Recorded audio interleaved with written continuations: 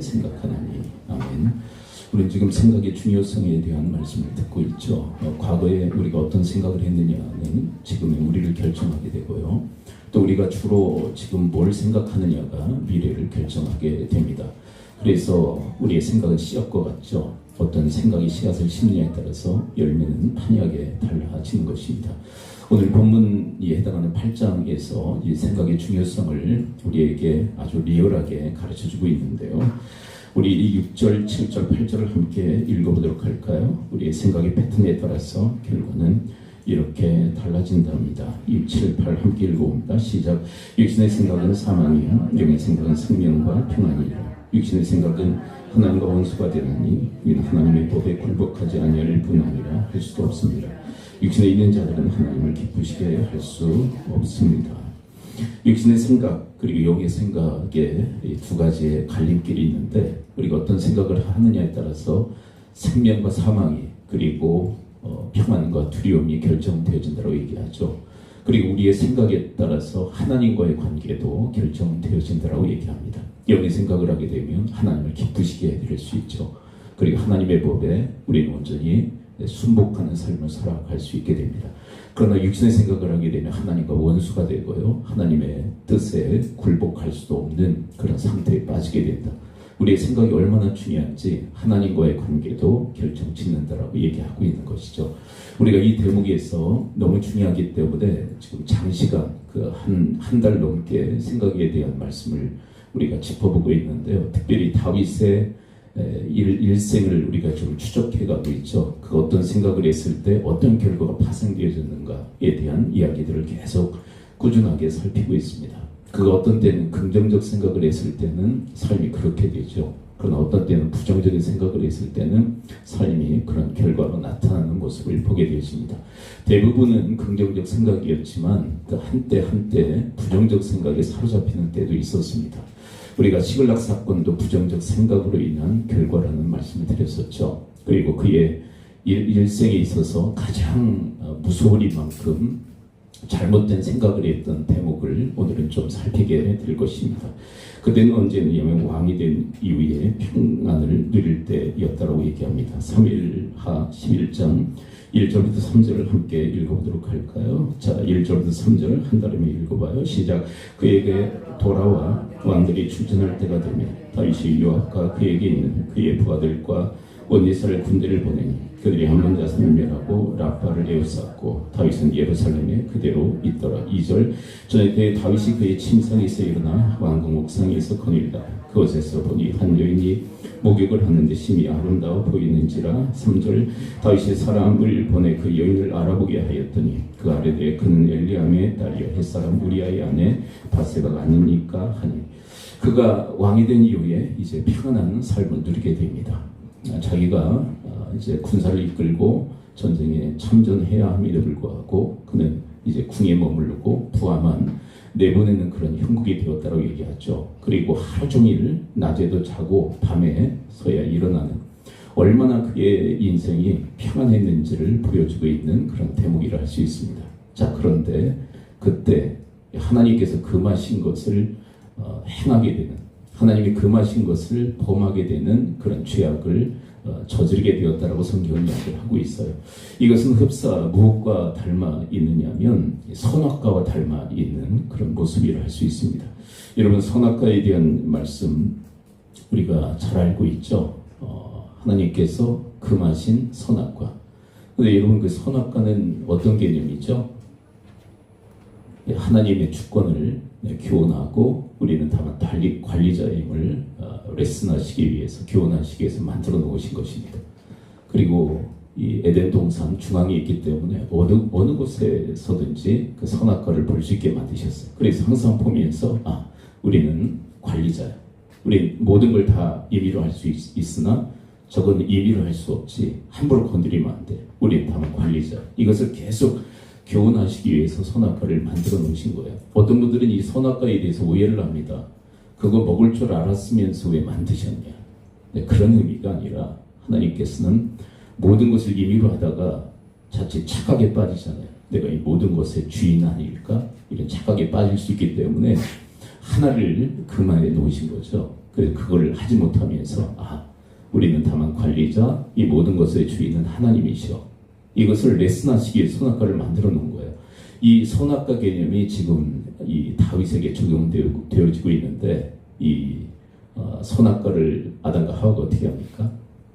취하게 되죠. 그 취한다는 것은 단순한 과일을 먹은 문제가 아니라 하나님의 주권을 부정하고 자기가 주인 되려고 했던 거예요. 여러분, 다윗에게도 하나님이 금하신 게 있어요. 아무리 왕이라 할지라도 하면 안 되는 게 있어요. 그게 뭘까요? 여러분, 출애굽기 20장 17절에 보게 되면 하나님께서 금하신 게 있어요. 10계명 중에 마지막 10번째 계명인데요. 뭘 금하시는지 함께 한번 보도록 합니다. 20장 17절 함께 읽어보죠. 시작. 네 이웃의 집을 탐내지 말라. 네 이웃의 아내나 그의 남정이나 그의 종이나 그의 소나 그의 낙이나 물은데 이웃의 소유를 탐내지 말라. 이웃의 것 탐내지 마. 그 중에 하나가 뭐죠? 첫 번째 대목으로 남의 아내를 탐내지 말라. 이거는 다윗 왕에게도 적용이 됩니까? 안 됩니까? 왕이니까 자유입니까? 프리합니까? 아니죠. 왕이라 할지라도 이것은 금지된 거예요. 어떻게 보면 다윗에게 있어서 선악과와 같은 것이 바로 이 계명이에요. 남의 아내를 탐내지 말라. 근데 이 밧세바라는 이 여인은 우리아의 아내예요. 근데 그 우리아의 아내를 탐내죠. 그리고 취하게 됨으로써 하나님이 금하신 일을 범하게 됩니다. 이 악행이죠. 악을 행하게 된 거예요.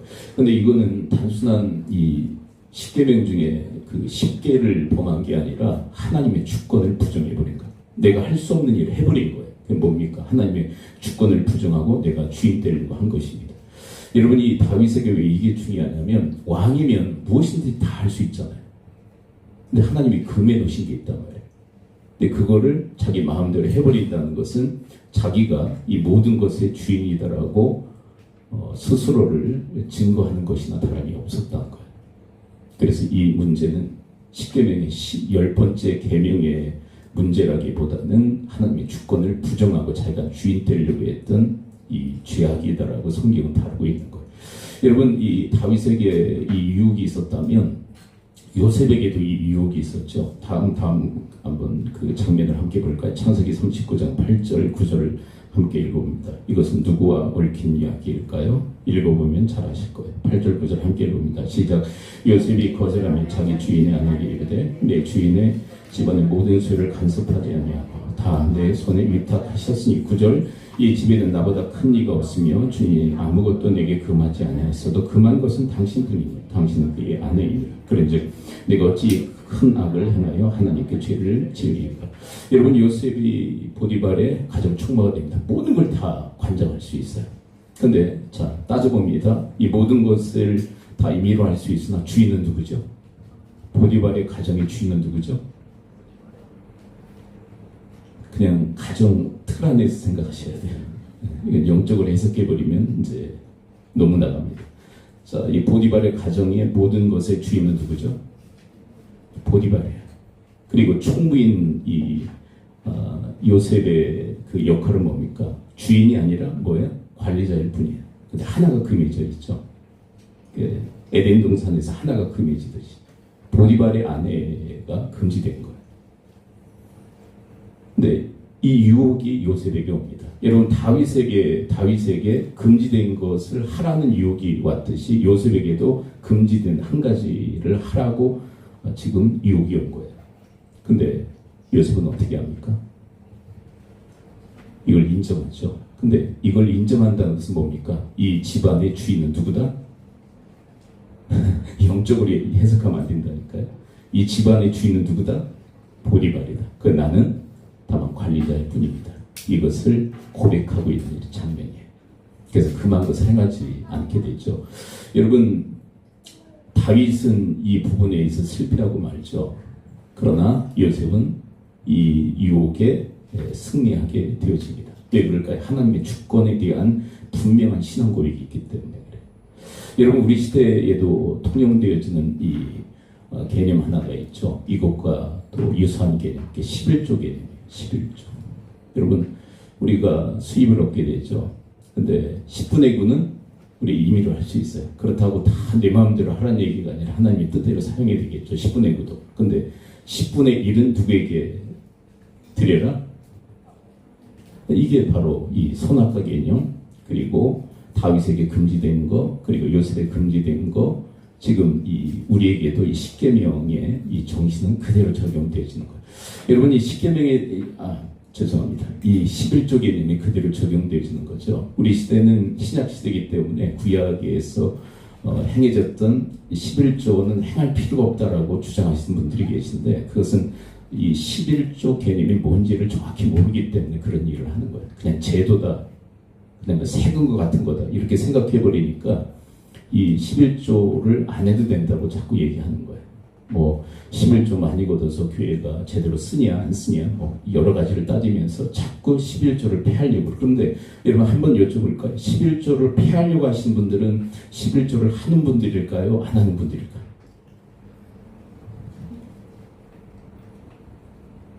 자기 합리화, 자기 정당성을 위해서 자꾸 해석을 그런 쪽으로 가는 거예요. 안 하는 분들은요, 안 할 원인들을 찾아요. 근데 하시는 분들은 할 수 있는 원인들을 찾게 되는 거죠. 우리 인생이 다 전반적으로 그렇지 않습니까? 11조 개념이 맥을 같이 하고 있는 거예요.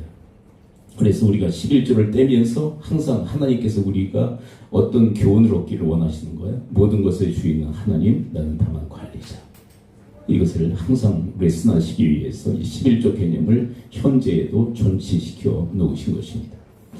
그런데 여러분, 이 요셉이 지금 자꾸 이제 이름들이 자꾸 헷갈려요. 다윗이 왜 이 지경이 된 걸까요? 여러분, 그토록 하나님 뜻을 구하고 찾고 하나님의 뜻에 순종했던 이 다윗이 왜 이 모양이 되었을까요? 중요한 원인을 오늘 본문에서 찾을 수가 있어요. 사무엘하 11장 1절을 함께 읽어보도록 할까요? 사무엘하 11장 1절 함께 읽어봅니다. 시작. 그 애가 돌아와 왕들이 출전할 때가 되매 다윗이 요압과 거기 있는 그의 부하들과 원이스라엘 군대를 보내니 그들이 암몬 자손을 멸하고 라빠를 에워쌌고 다윗은 예루살렘에 그대로 있더라. 여러분, 지금 이 다윗의 그 형편 모습을 이야기를 하고 있어요. 그리고 언제 일어났다라고 얘기하죠? 아까 읽었던 본문에서 저녁에 일어나요. 여러분, 일어나는 것은 아침에 일어나야 돼요? 저녁에 일어나야 돼요? 근데 저녁에 일어나요. 근데 낮에 뭐 했다는 거예요? 잤어요. 그럼 밤에 뭐 한 거예요? 여러분, 낮에 자는 분들은 밤에 뭐 합니까?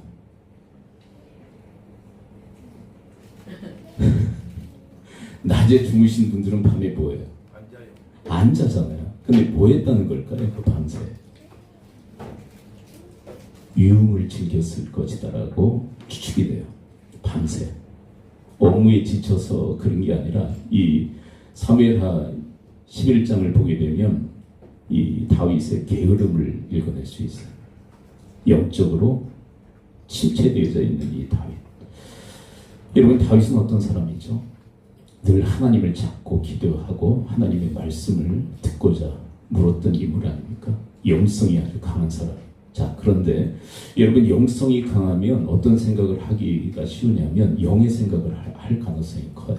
자, 한번 저를 따라서 고백해 봅니다. 영성이 강하면 영의 생각을 할 가능성이 크다.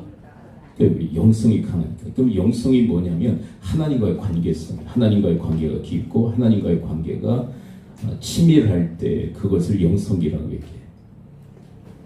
근데 여러분, 이 영성이 지금 다윗에게 있어서 강한 것 같아요? 약화되어진 것 같습니까? 약해진 거예요. 이 장면을 보게 되면 기도하는 장면을 찾아볼 수 없어요. 그리고 하나님의 뜻을 묻는 장면도 찾아볼 수가 없습니다. 여러분, 과거에는 어떻게 했죠? 어떤 사사건건 하나님께 물었잖아요. 어떻게 해야죠? 기도하면서 하나님께 묻지 않습니까? 이럴 땐 어떻게 해야죠? 시글락이 혼란당했다는데 어떻게 해야죠? 아말렉이 우리 처자 다 끌고 가는데 어떻게 해야죠? 자꾸 묻잖아요. 블레셋이 침공에 들어옵니다. 어떻게 대처해야 되죠? 1차, 2차에도 또 묻습니다. 1차에 블레셋을 너희들이 숨어서 기다렸다가 쳐라. 근데 2차에 또 블레셋이 쳐들어왔을 때 1차에 그렇게 하랬으니까 그렇게 해야지가 아니라 또 물어요. 이제는 정금법을 써라. 이제 하나님의 말씀이 또 달라지죠. 그래서 항상 하나님께 묻고 기도했던 이 다윗에게 있어서 사무엘하 11장에 들어와서는 하나님께 묻고 기도하는 장면을 전혀 찾아볼 수가 없어요. 유혹이 오죠. 유혹. 하나님이 금하신 것을 행하라는 유혹이 오죠. 묻진 않아요. 그리고 은밀하게 이를 다 실어버립니다. 무슨 얘기일까요? 그의 영성이 떨어진 거예요. 그의 영성이 약화되어진 거예요. 하나님과의 관계가 멀어진 거예요. 근데 중요한 게 뭐냐면 영성이 약화되어지면 죄성이 강해집니다. 이것도 따라 해볼까요? 우리 마음에 새긴다는 의미로 영성이 약화되면 죄성이 강해진다. 죄성이 강해지는 거예요. 그래서 영의 생각을 못해요. 그리고 죄질 생각만 하게 되는 거예요. 그 지금 이 장면을 따라가다 보면 죄질 생각만 하잖아요. 다윗이. 무슨 일이에요? 여러분 영성이 약화되어지면 죄질 생각만 해요. 죄성이 강해지기 때문에. 여러분 저는 이 다윗의 이 장면을 보면서 누가 연상되어지는 아사가 연상되어졌어요. 아사가 누구냐면 남유다 3대 임금이에요. 북왕국과 남왕국이 갈라지게 되죠. 우리나라처럼 북과 남이 갈라져요. 근데 남유다의 3대 임금이었던 아사가 있어요. 근데 초기에는 얼마나 그의 영성이 강했는지 몰라요. 하나님을 끄떡하며 찾아요. 하나님 도와주세요. 하나님 도와주세요. 세라가 100만 대군을 데리고 쳐들어왔을 때도 하나님께 기도해요. 강한 자와 약한 자 사이 우리를 도와줄 이는 하나님밖에 계시지 않습니까? 우리 도와주세요. 그래서 100만 대군을 패퇴시킵니다. 그리고 백성들을 다 불러 모아서 이렇게 얘기합니다. 우리는 하나님을 찾아야 됩니다. 하나님을 찾지 않는 사람은 벌할 것입니다. 막 그러면서 영성이 얼마나 강한지 몰라요. 영성이 강한 사람은요, 다른 사람들을 영성이 강하도록 이끌거든. 이 영성의 리더십은 영성을 강한 사람들로 이끌어요. 백성들을 그렇게 이끌었어요. 그런데 20년간 태평세월이거든요. 하나님께서 그 남유다에 전쟁이 없고 평안하고 안락하고 복락이 넘치는 20년의 태평세월을 허락하세요. 근데 20년 동안 아사의 영성은 점점 쇠약해져요. 왜 그랬을까요? 처음에는 그 20년 초기에는 그래도 기도했을 거예요. 하나님 찾고, 하나님 감사합니다. 도와주셔서 감사합니다. 우리 이 나라에 평강을 허락하시니, 태평세월을 허락하시니 너무 감사합니다. 그리고 찾고 그랬던 이 아사가 점점 기도가 약해지는 거예요. 점점 기도하잖아요. 언제 그랬냐는 듯이 20년 좀 지나니까 완전히 그의 기도와 그의 영성은 완전히 땅바닥을 치게 됩니다. 그래서 하나님께서 그에게 환난을 허락하시죠. 왜냐하면 여러분 환난이라는 것은 잘못 나갔을 때 하나님께서 돌이키시려는 수단이거든요. 그래서 북이스라엘의 침공을 허락하세요. 그때 그러면 북이스라엘 침공을 허락하셨다는 것은 하나님을 찾지 않는 아사로 하여금 누구 찾게 하시기 위함이죠. 하나님 찾게 하시기 위함입니다. 근데 하나님을 안 찾아요. 아람 군대의 도움을 요청해요. 하나님께 진노하셔서 하나님 선지자를 통해서 책망하십니다. 그것이 바로 역대하 16장의 말씀이에요. 하나님의 온 땅을 두루 다니시며 하나님을 전심으로 찾는 자에게 능력을 베푸시나니 과거에는 그랬는데 지금은 망령되이 행하였도다. 여러분 20년의 태평세월 가운데 이 아사는요 영성이 곤두박질 친 거예요.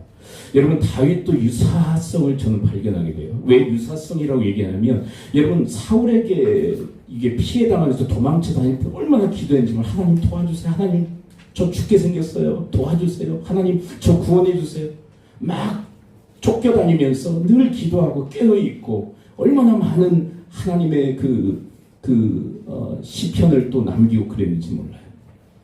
시편이 대부분 하나님의 영광 가운데 기록되어진 다윗의 시들이잖아요.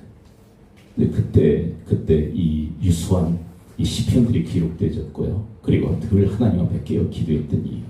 근데 왜 이렇게 기도도 영성도 다 왜 사라진 걸까요? 평안해진 거예요.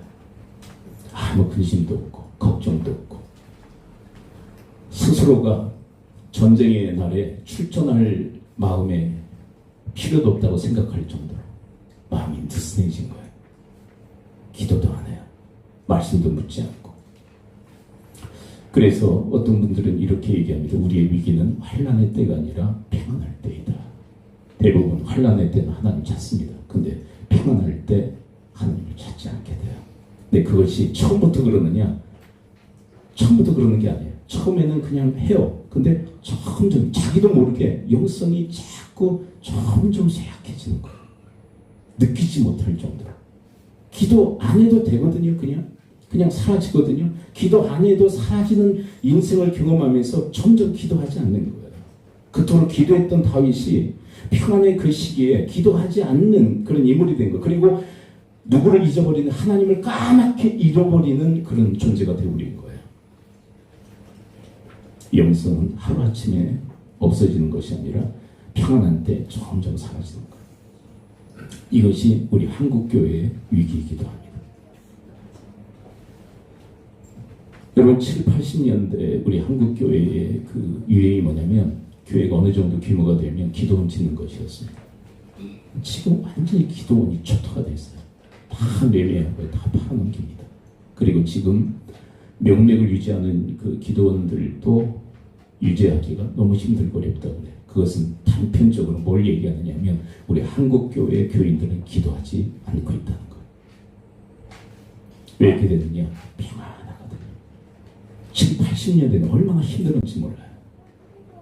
근데 올림픽 이후에 우리나라가 뭐 선진국 대열에 거의 이제 합류할 그런 상태가 되지 않았습니까? 평안한 거예요.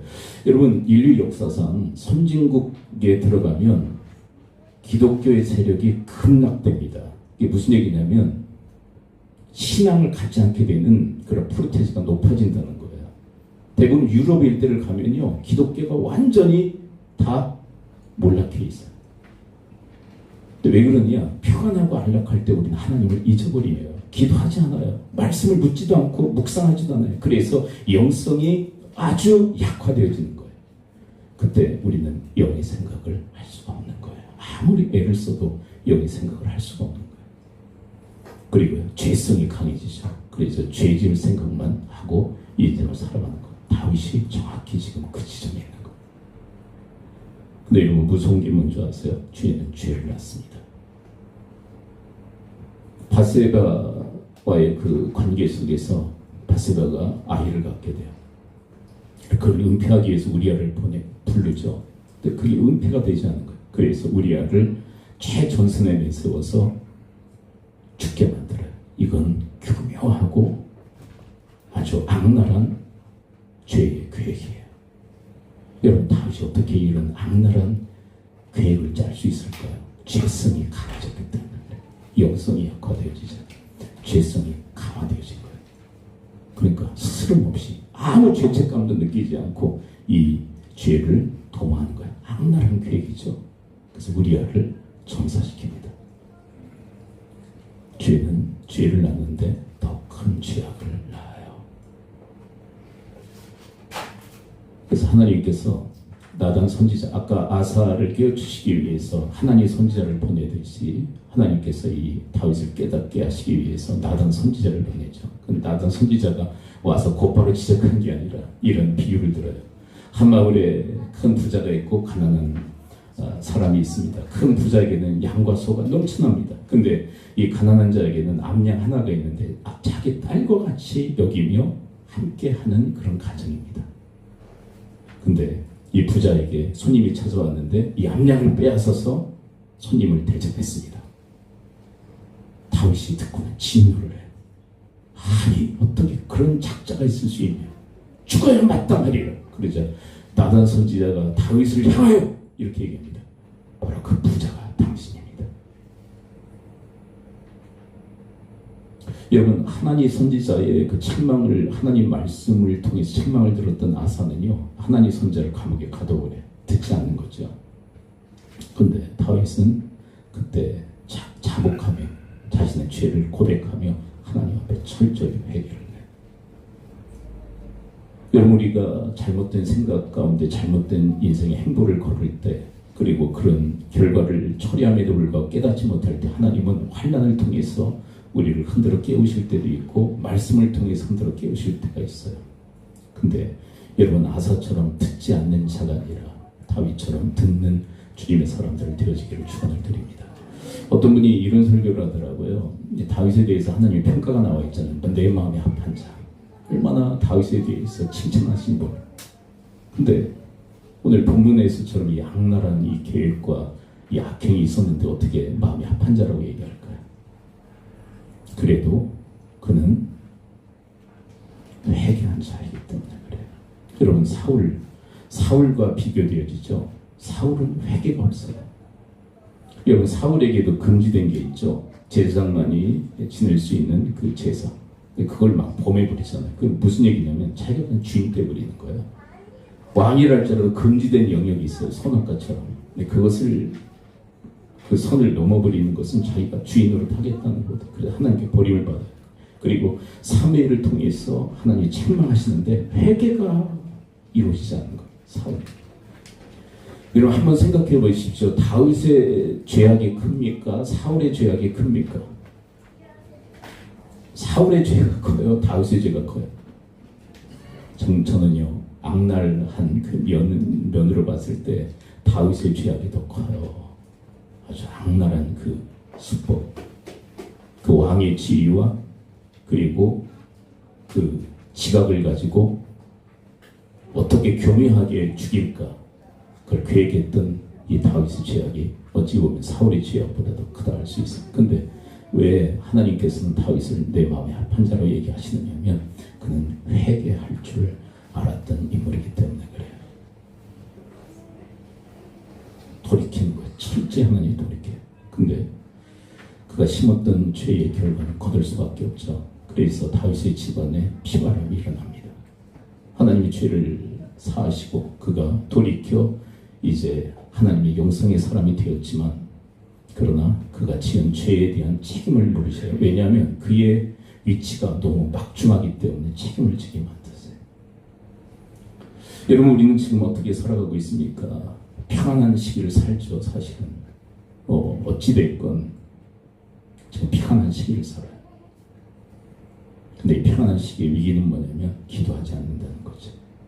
그래서 영성은 더욱더 약화되어집니다. 근데 영성이 약화되어진다는 것에 대해서 우리는 느끼지도 못하게 약화되어지고 있어요. 이와 같이 소단에 찬물을 넣고 개구리를 집어넣어요. 그리고 점점 불을 떼웁니다. 이 이야기는 여러분들이 잘 알고 계실 거예요. 근데 시원해서 개구리들이 헤엄쳐 다닙니다. 아 시원해. 근데 밑에서는 자꾸 불이 올라오는데 미지근해집니다. 뜨끈뜨끈하구만 시원하구만. 근데 점점 뜨거워지는 거예요. 이거 죽는지 모르고 죽는 개구리처럼 우리 한국교회는 그렇게 죽어가고 있지는 않은지, 아니 내 영성이 그렇게 약화되어지고 죽어가고 있지는 않은지, 그냥 사라져요. 그냥 하나님 없이도.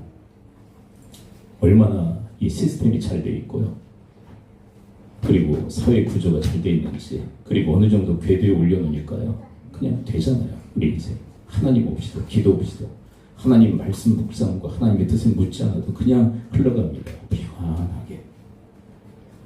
위기죠.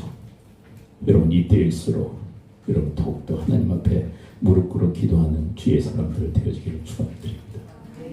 우리 교회만 그런 게 아니에요. 사실 우리 교회도 뭐 새벽 기도도 뭐 거의들 안 나오시고 금요 기도에도 안 나오시고, 여러분 좀 생각을 좀 영적으로 생각했으면 좋겠어요. 새벽 기도는 여러분들이 정말 피곤해서 요즘 현대인들이 새벽 기도는 잘 못 나오시더라도 그러면 금요 기도 정도는 좀 나오셔야 되지 않을까요?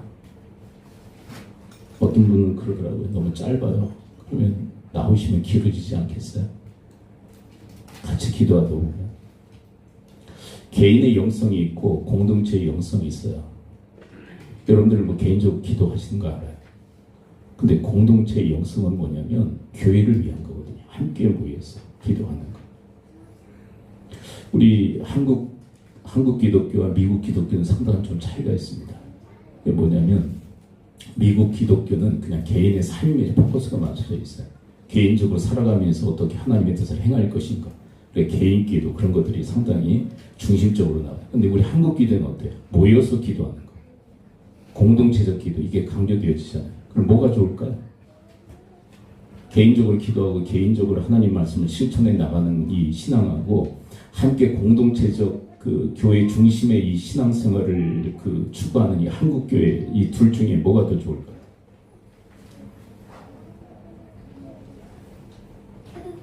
저는 결코 어려운 질문을 하지 않습니다. 어떤 신앙이 더 좋을까요? 둘 다 좋아요. 둘 다.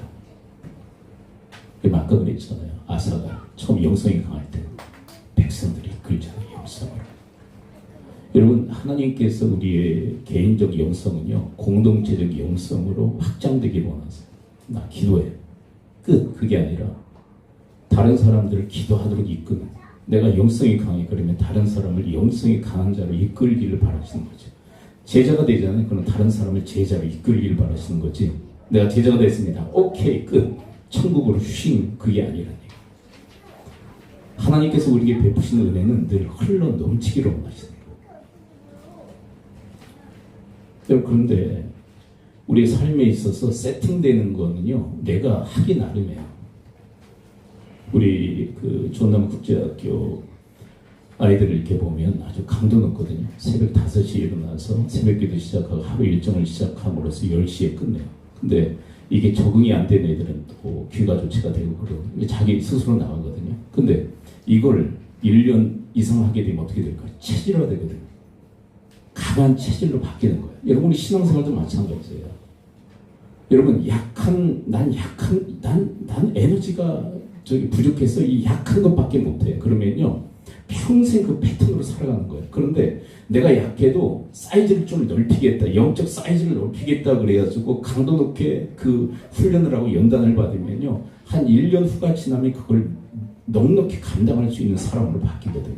왜냐하면 사람의 체질은 바뀌게 돼 있어요. 처음에 힘들어서 그렇지. 근데 지금 하던 패턴으로 하시면요 그 패턴 가지고는 영성이 강하게 될 수는 없는 거예요. 지금 이 약한 이 영성, 이 프로그램들을 가지고는 내 영성이 강화되어질 수가 없는 거예요. 그러면 사랑하는 성도 여러분, 개인적 영성 그리고 공동체적 영성 함께 성장시켜 나가는 주님의 권속들 되어지기를 축원을 드립니다. 그리고 함께 하다 보면 어떤 장점이 있냐면 서로 끌어주고 밀어주고 세워주고 할 수 있잖아요. 그 본이 되기도 하고. 근데 혼자 하면요 기도하는지 뭐 하는지 알도리가 있나요? 기도하겠지. 맞아, 기도하겠지. 근데 기도하는 모습 뭐 보여주려고 하는 건 아니지만 간접적으로 다른 성도들에게 영향을 미쳐서. 그래서 우리 과거에 우리 믿음의 그 후진들이 누구한테 기도를 배웁니까? 뭐 철야하고 뭐 예배당에 모여서 기도하는 권사님들을 통해서 기도를 배우잖아요. 야, 뭐 몇 주 전에도 그런 말씀드렸어요. 영성이 강한 쪽은 사실은 남자들 쪽보다는 여성들이 강하다. 아비가일 얘기하면서 말씀드렸어요. 그래서 권사님들 따라다니면서 권사님들과 함께 철야하면서 권사님들과 함께 기도하면서 우리 젊은 그 새내기들이 기도를 배우지 않았습니까? 본이에요, 본. 강한 영성의 권사님들을 통해서 본을 받는 거예요. 또 혼자 은밀히 기도하면 영향력을 행사할 수가 없다.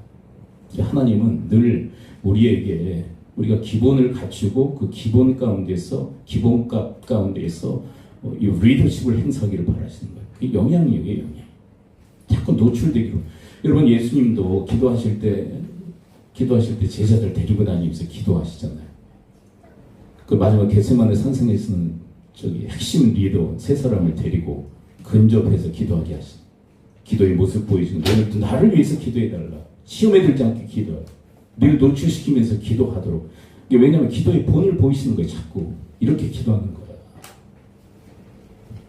여러분 그런 말 많이 있지 않습니까? 기도 안 하셔도 되실 분이 예수님 아닙니까?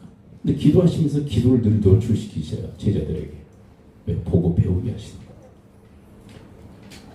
그냥 여러분 우리 신앙은요 내 앞가림만 하다가 하나님께 가는 게 신앙이 아니에요.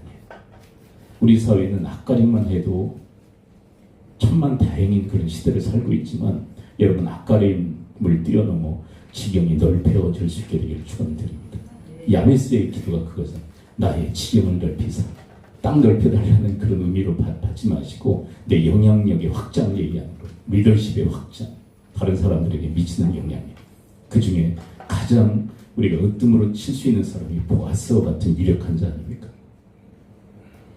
그래서 루룻에게 은혜를 베풀고, 그리고 쓴맛이라고 탄식하는 나오미에게 하나님의 은택을 전달함으로써 그 가정을 흥황케 하고 세웠던 이 보아스와 같은 그 영향력, 그게 지경이 넓어지는 거예요.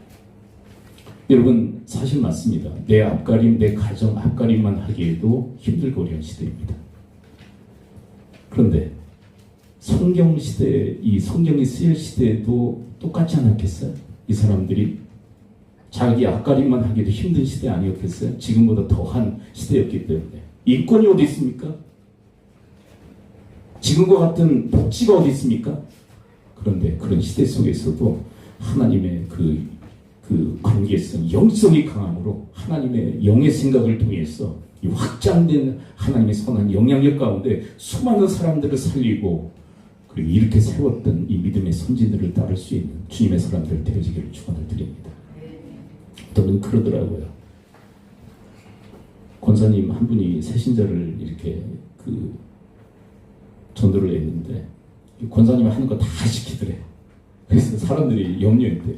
그 권사님이 할 수 있는 일이지 새신자한테 다 시키면 어떻게 해요?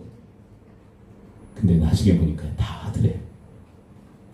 그러니까 맞춰가지고 새신자니까 여리여리하니까 그냥 거기에 맞춰서 하면요 그냥 그 수준인 거예요. 근데 권사님 수준으로 막 데리고 다니고 끌고 다니고 막 할 거 다 하고 막 그러니까 권사님 수준으로 강해지는 거예요. 인생은 어차피 하기 나름이에요. 체질이요? 하기 나름이에요. 체질은 만들어지는 거예요. 약한 체질은요? 하기 나름이에요. 강해질 수 있어요. 여러분 주 안에서 바로 그렇게 영성이 강하여 영의 생각을 아름답게 해낼 수 있는 주님의 사람들 되어지기를 축원드립니다. 우리 무리를 걷는 자, 이것도 주님의 은혜 가운데 이루어진 베드로의 이야기인데요. 함께 찬양하고 기도하도록 하겠습니다.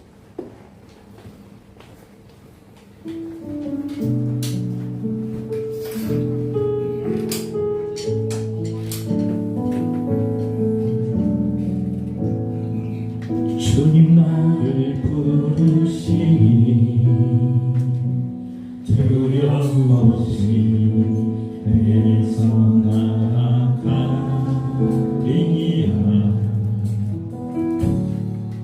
주님 나를 부르시니 주님 내게 오라시니 주님 보고 계시기에 의심치 않고 바람을 걸어가리라.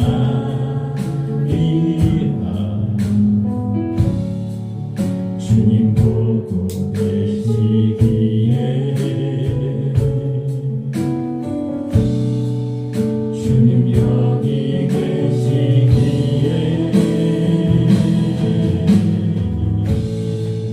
주님 여기 계시기에 이익은 하나가 발성이 되고 주님 여기 계시기에 반석이 내가 걸어가리라. 주님 여기 계시기에 저 거친 파도가 반석이 되고 주님 여기 계시기에 반석이 내가 걷습니다. 주님 여기 계시기에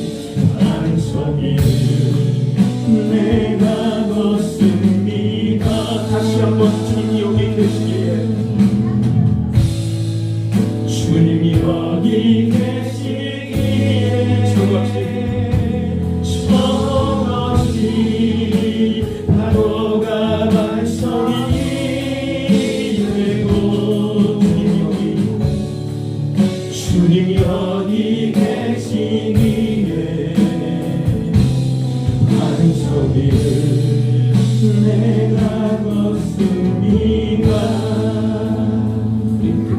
우리 말씀 붙들고 주님 앞에 기도하며 나가기를 원합니다. 기도합니다. 아버지 하나님, 주의 말씀 저희들이 들었습니다. 아버지 하나님, 영성이 약화되어지는 다윗, 평안할 때 점점 기도하지 않고 말씀 묵상하지 않았던 다윗,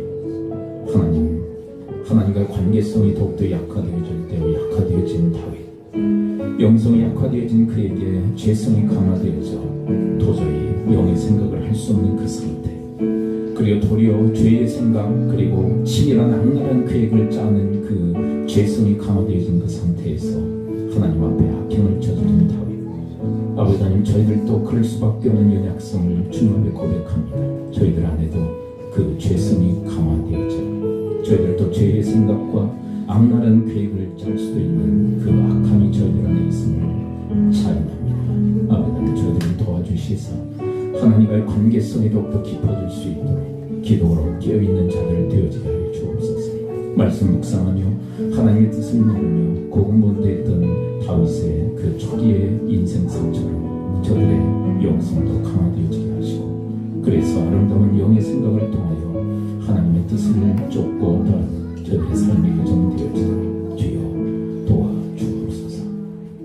아버지, 힘들고 어려울 때 하나님을 찾고 또 찾았던 다윗, 하나님의 뜻을 묻고 물었던 다윗, 그때는 영성이 강하여 영의 생각을 아름답게 했으나 그가 왕이 된 이후 평안하고 안락한 세월에 젖어 그의 영성은 더욱더 약화되어지고 땅바닥에 떨어져 죄성이 강화되어져 죄질 생각만 하고 악랄한 죄의 계획을 짜 하나님 앞에 악경을 저질렀습니다.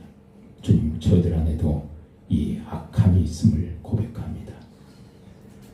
다윗처럼 아버지, 기도를 잃고 말씀을 잃어버리는 영성의 약화자들이 아니라 그의 초기처럼 하나님을 찾고 또 찾는 자들을 되어지게 하옵소서. 하나님의 말씀을 묻고 또 묻고 묵상하는 자들이 되게 하여 주옵소서. 그래서 아름답게 영의 생각을 할 수 있는 영성의 강화자들 되어지도록 붙들어 주옵소서. 여러분들의 아픈 부에 손을 얹으십시오. 그리고 한 분 감동 주신 분 한 분 가슴에 품으시고 손을 얹으십시오. 내가 주 예수 그리스도의 이름으로 명하노니 모든 질병의 세력은 이 시간부로 다 묻기를 받고 떠나갈지어다. 고침 받을지어다. 강건의 복이 임할지어다. 예수 그리스도의 이름으로 축복하며 기도합나이다. 아멘.